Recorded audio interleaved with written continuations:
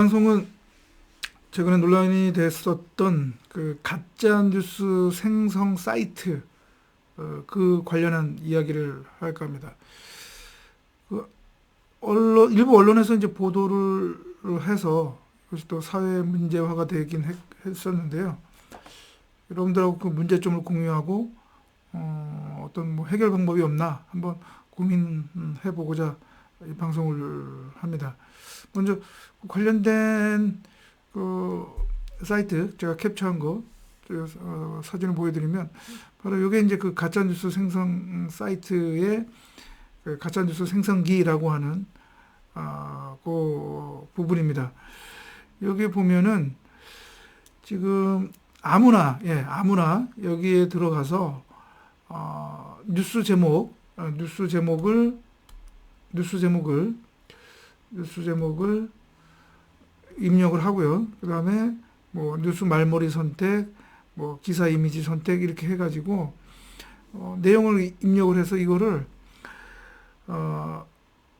뭐 카톡이라든가 이런 SNS에 다 링크로 보낼 수 있도록 한 것이죠. 그러니까 유포할 수 있도록 한 것이죠. 그래서 중요한 거는 여기 보면 여기 이 부분 있잖아요. 이 가짜 뉴스를 만들어서 이거를 링크를 보내는 방법 등으로 해서 유포를 해서 그 뉴스를 클릭하게 만드는 사람들 있죠. 그 사람이 10명 이상이 되면 즉 낚이면 문화상품권 5만 원을 준다는 얘기죠. 이 사이트 운영 측에서 이 가짜 뉴스를 만든 사람한테. 그래서 어떻게 보면 이게 요즘에 뭐 이런 그 가짜 뉴스 이런 논란이 많은데 오히려 이런 가짜 뉴스 이런 제작과 유포를 지금 이렇게 조장을 하는 거죠. 네, 조장을 하는 겁니다. 그래서 이것이 문제다라고 하는 그런 얘기가 이제 불거졌고 그래서 여기 사진 나와 있는 것처럼 그 기사에 나와 있는 것처럼 이거 이런 사회 문제화가 됐는데 이거로 처벌해야 되는 거 아니냐라고 하는 그런 의견이 지금 일어나는 거죠. 그래서 여기서도 보면은 지금 비용 드는 삭제, 작성자만 책임 이런 이제 제목을 달고 있는데 이게 무슨 얘기냐면 그런 가짜 뉴스를 삭제를 하려면 이 뉴스 사이트 운영자 측에 비용을 내야 돼요. 5만 원에서 20만 원. 비용을 내는 겁니다. 그리고 이러한 가짜 뉴스로 인한 어떤 문제가 발생할 때 이 사이트 운영은 전혀 자신들은 책임이 없고 그 가짜 뉴스를 만든 사람에게만 책임이 있다라고 이렇게 밝히는 것이죠. 그러니까 자기들은 그런 가짜 뉴스에서 완전히 뒤로 빠지는 것이죠. 그래서 만약에 그것이 책임이 있다라고 하면 그 가짜 뉴스를 만든 이용자한테 책임을 전가하는 그런 행태를 보이고 있단 말이죠. 근데 그 가짜 뉴스를 삭제를 하려면 5만 원에서 20만 원을 내라라고 하는 것이죠. 이거 문제가 아닐 수가 없잖아요. 그렇죠? 문제가 아닐 수가 없죠. 여기 보면 나오잖아요. 더구나 뭐 또 구글 검색 결과에서도 삭제를 하려면 또 5만 원을 또 내야 된다. 또 지금 이런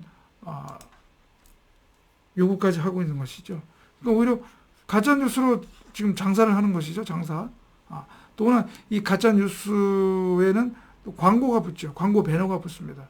그러니까 이 가짜 뉴스에 낚인 사람들이 그 광고를 클릭도 하게 되면 또 광고 수익도 얻게 되는 것이죠. 그러니까 이 가짜 뉴스 사이트 운영 측은 꼭 먹고 알 먹고가 되는 거죠. 근데 이 뉴스에서도 지적한 것처럼 이게 과연 이런 행태들을 규율하는 방법이 없느냐, 이거를 좀 규제할 수 없느냐라고 하는 건데요. 이거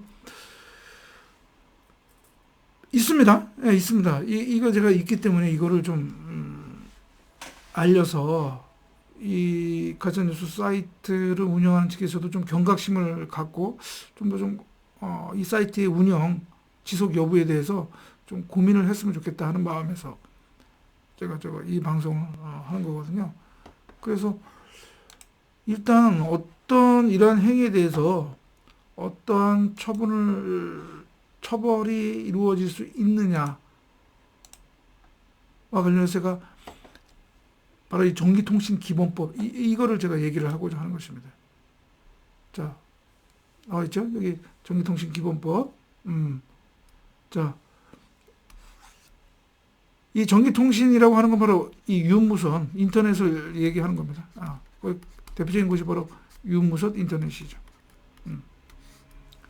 그래서 이런 인터넷 사이트를 통해서 자기 또는 타인에게 이익을 주거나 타인에게 손해를 가할 목적으로 전기통신 설비에 의해서 공연히 허위의 통신을 한 자. 이 바로 통신, 뉴스 그러한 링크를 만들어서 그것을 유포하는 것. 그것이 바로 이제 통신에 해당하는 거죠. 그런 통신을 한 자는 3년 이하의 징역, 3천만 원 이하의 벌금을 처한다.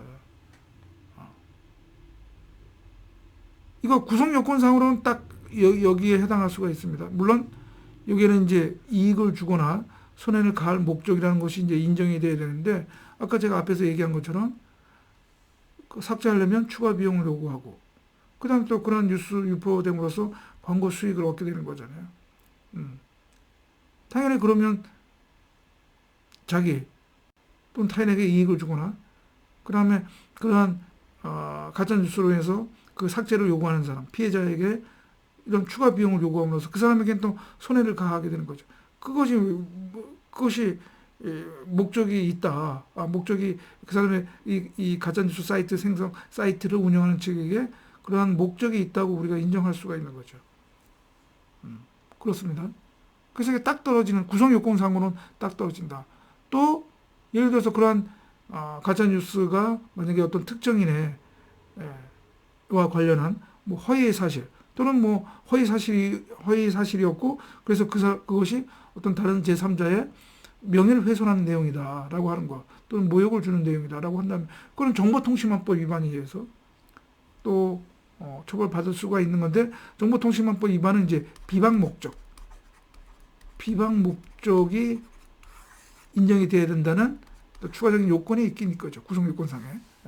그러나 아무튼 이런 비방 목적이 없어도 이러한 어떤 이득을 또는 타인에게 손해를 가할 목적이 있다고 보면, 이거는 이러한 가짜뉴스 생성 사이트 운영자 그리고 거기에 그 글을 올리는 사람도 공범으로서 이 전기통신기본법 47조 제2항 위반으로 처벌받을 수가 있는 것이죠.